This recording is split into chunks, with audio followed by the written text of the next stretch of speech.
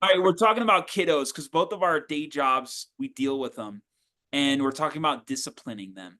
And, you were sharing a story about this little girl Well, who you made you like to use cry. the yeah, I like to use the ruler old school, just beat him over the ass. Yeah, Yeah. beat him senseless. I like Yeah. it.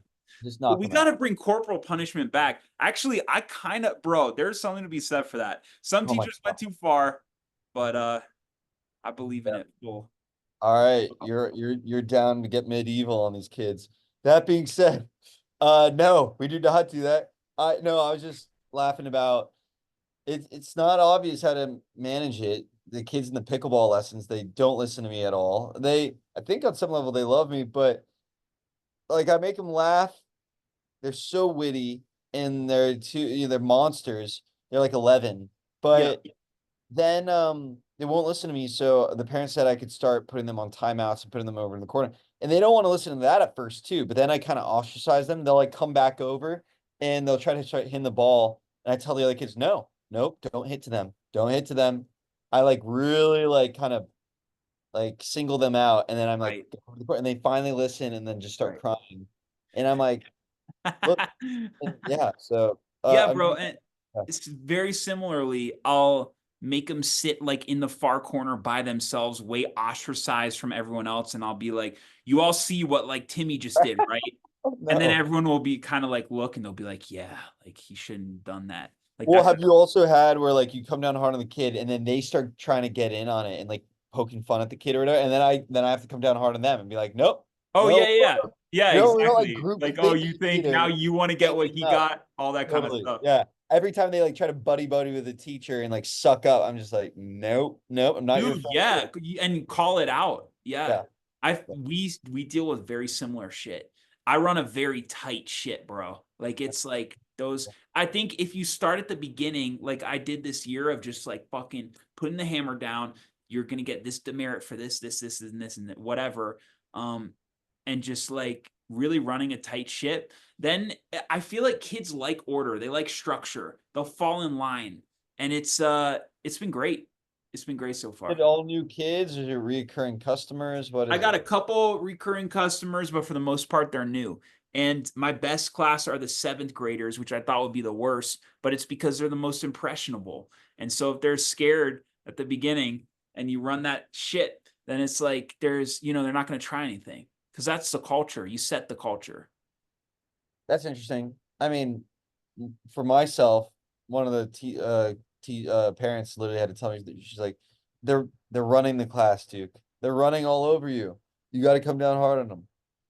So I mean, the thing is, though, I learned that stuff. You have to go through those growing pains because this is like fairly new, right? When did you start teaching kids? I think it's once a week, but it's I've done it for probably like 5 weeks. It's been like 2 weeks off, But but dude, you're way new. Like last semester when I started teaching, I had no idea what the fuck like the line like I would go from being insanely strict like to too far and then I would go from being like their best friend. I had no idea where the balance was, but you learn it, the longer you do what's it. an example of being too strict?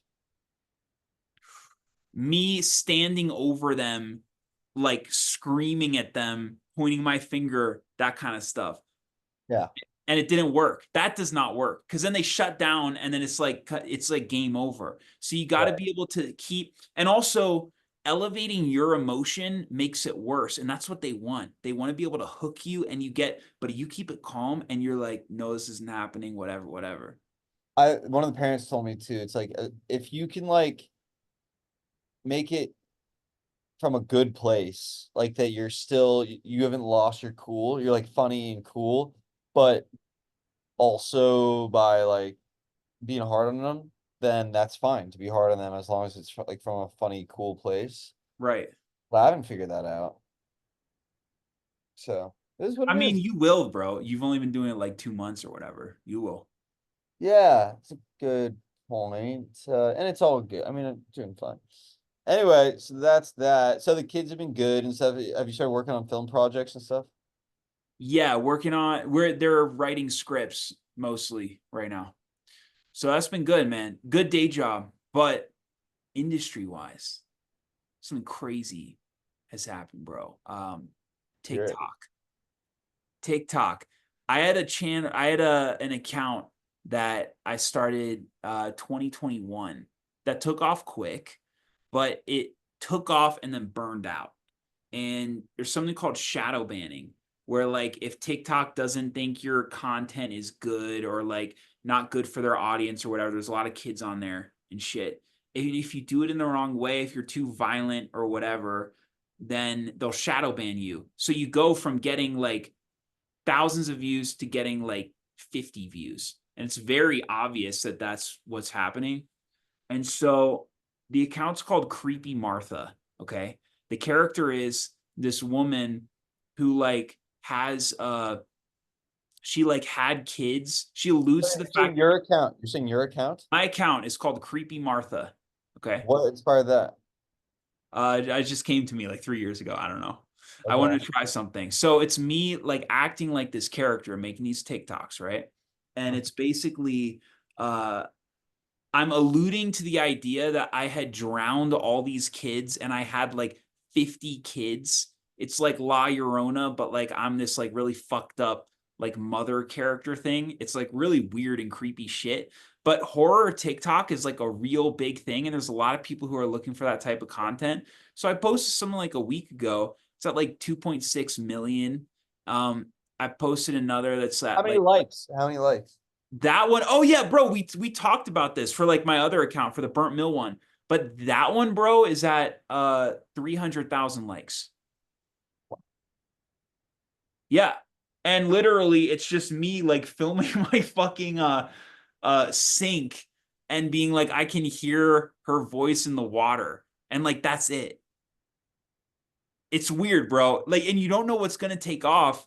But it's like I found having one foot in like the writing features, doing all the traditional shit, financing, all that, whatever that we always talk about. But then also this lottery game of just making these things every day and seeing it build up.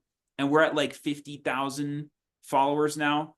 And so it's like this is also IP. If this thing becomes big enough, then that's an easy spin into a feature or whatever, you know? All right, so I'm curious how the world of TikTok influencer. So now you have this character on this account. It's not even Burnt Mill Roads No. page. How does that do? Do you post every day to that? No, you Burnt don't. Mill, yeah, I do. I think we're at, I mean, one video is at 3 million. Wow. Um, but I mean that one I'm not even at 10K yet. I think I have like 7,000 followers or something. But yeah, I'm Okay. posting to both Cool. every day. Okay, so you do it every day. And for this character, Creepy Martha, is it only that character? Just that character. And every day the videos are like a minute or do you even have to do like crazy hashtags and try to get on these pages or I what? just do hashtag horror talk, horror TikTok, creepy scary. That's it.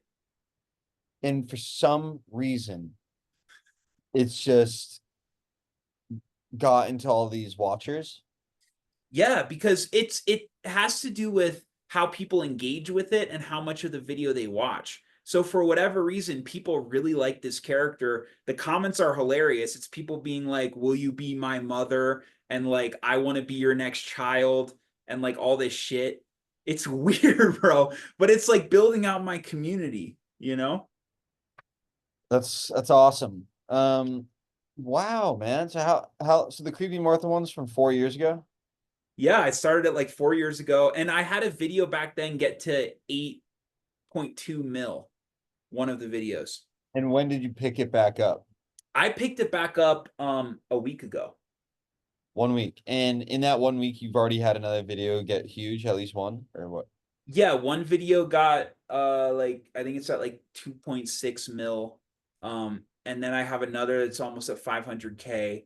And every video I've been posting is more than 10K, More, average like 20, 30. and how many likes are on like a 10K thing, like 500? Maybe like 1,000.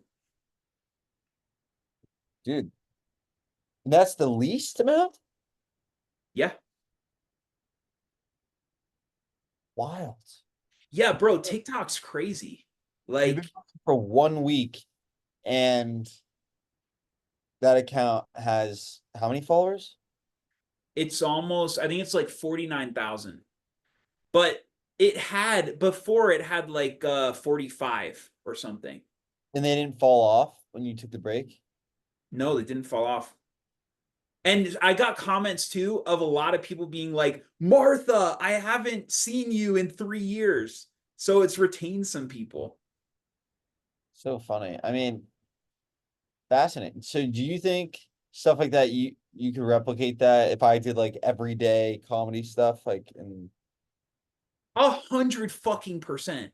And I think you have to, bro. There's too much potential for something to go crazy that you have no idea. I mean, bro, you can look at the creepy Martha account and you're going to be like, what the fuck? Why the fuck did this shit go viral? I mean, they're weird and they're creepy but it's like the ones the weird thing is the ones that go mega viral, it literally takes me like 10 seconds to do. wow. Shit, man.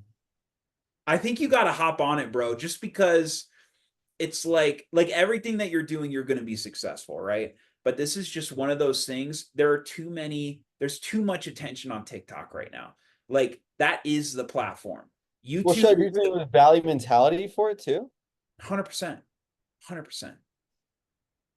I have a friend from back home, back east, that I grew up with. She was in my elementary school, and I had no idea that she was this big, bro. She does like hit hypnotism shit and like positive psychology shit. She's been posting every day for maybe the last 4 years or something. She has 1 million followers on TikTok. And you see some of her videos get like 2,000 views. Some of her videos get 4 million views. And it's like a consistency thing. So if you can keep that level-headed mentality of like, yeah, sometimes I'll get millions of views, sometimes I'll get 1,000 views, and just keep doing it every day, every day, every day, it's just an upward. What do you think? Is it pretty sick once you're up to that level? Like, is she having a good life?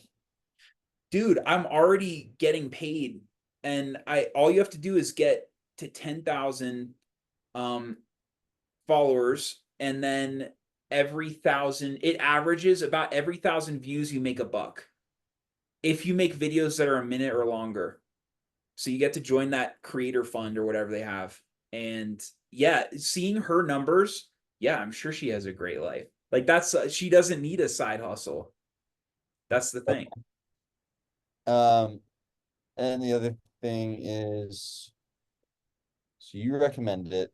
It's a no-brainer. Do you think you have to post every day? I don't think you have to, but it's kind of like TikTok is like if you're off for a month, it's like years and you've fallen off. I think it helps Like the before, algorithm. before I was doing like at least twice a week, and that felt like a lot. It was like not easy to do with my schedule, but yeah. It isn't easy to do. And I have to come up with whatever the fuck I'm going to do for Creepy Martha after this call. It's definitely something you have to add into your life. But me seeing the upside, I posted the first video and it got 2.6 mil. And just seeing that, it's enough excitement for me to be like, I got to do it. Yeah, I agree.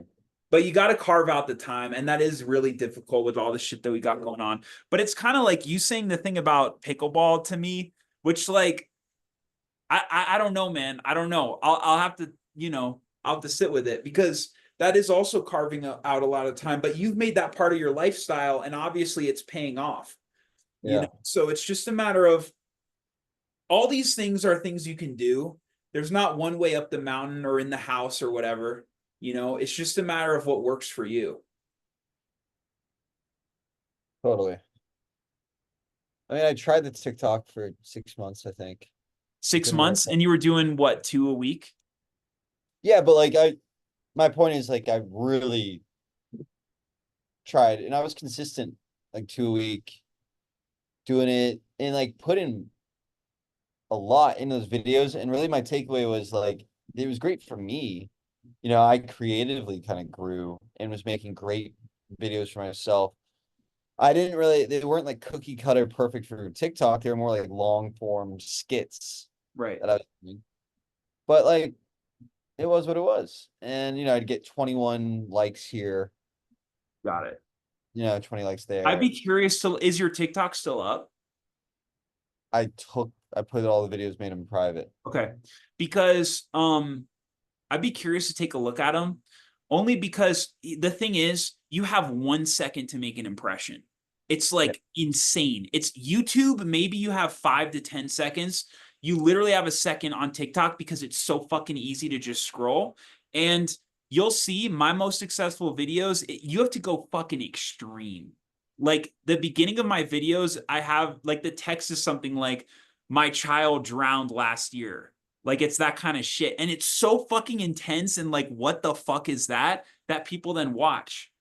But if I were just like chill and kind of like a little creepy or whatever, it wouldn't work. That's interesting. I mean, on YouTube, some of those videos, tutorials and stuff, their first 30 seconds at least are them being like, hey, what up? It's Raj from Crazy Websites RL. I'm here on Tuesday. I'm going to tell you a little bit about myself. And this is why you should subscribe. They say all this shit. And I literally cancel. I get out of it in 2 seconds. Yeah, totally. But like they still keep doing it. So that's probably because they already have a built-in audience. But like, fuck, man. How do they not take the hint and get to the point? Bro, you'd be so good at little skits. And you could, I feel like you could come up with them so quick. Like this scary, creepy shit comes to me so fast.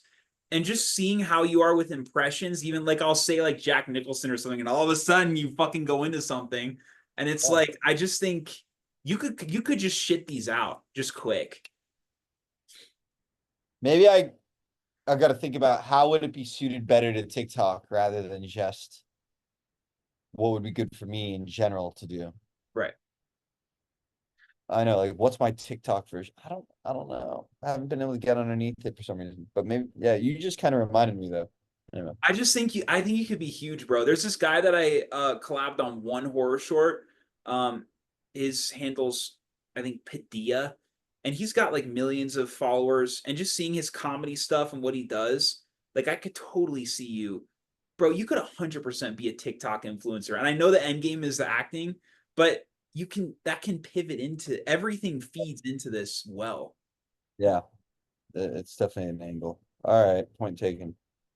I mean, again, the pickleball thing, point taken, but it's like you got to sit with these things. And like, if you like, is it worth carving out a huge chunk of your life for? Because it is a commitment, you know? Right. You just got to make that decision for yourself. I think there's a reason why every kid these days wants to become an influencer. I think it probably is pretty sick, even if you have to do it every day. Yeah. It probably add some weight to everything I'm doing. But Bro, the adrenaline rush that you get, and I'm not ashamed to admit it, the yeah, fucking adrenaline rush you get when those red flags keep fucking popping up, and it's like crack, bro. Like you're fucking, and it's upticking and the numbers are going so fast, and every time you refresh, it's like thousands more. It's crazy. It's crazy. good point. Sounds great. I gotta do it, I guess. Or not. What do you got going on this week? So much, dude. So much. Uh, We got a minute left. Give me I don't the know, what about you? I'm so tired.